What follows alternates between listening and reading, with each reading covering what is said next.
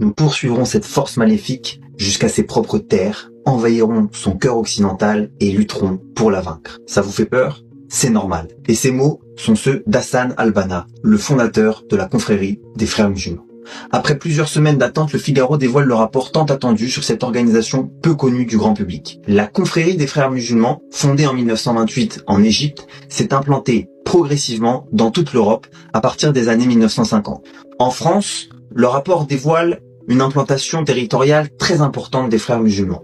139 lieux de culte seraient affiliés à la confrérie, auxquels s'ajouteraient 68 mosquées considérées comme branches de la mouvance. Une présence dans 55 départements, touchant environ 91 000 fidèles. Dès l'origine, l'organisation a deux objectifs fondamentaux: la création d'un État islamique mondial et l'application de la charia. Le secteur éducatif constitue la priorité de la branche française des frères musulmans et les enquêteurs ont identifié 815 écoles coraniques sur notre territoire. 114 de ces écoles seraient rattachées à la mouvance. Le rapport met en lumière plusieurs piliers stratégiques utilisés par les frères musulmans. Le premier, évidemment, c'est l'instrumentalisation du port du voile qui devient l'étendard de la préservation de la religion pour les frères musulmans dans un pays sécularisé et laïque comme la France. C'est devenu une pratique qui s'étend à un nombre très élevé de jeunes filles qui désormais portent le voile dès le plus jeune âge, à 5 ou 6 ans.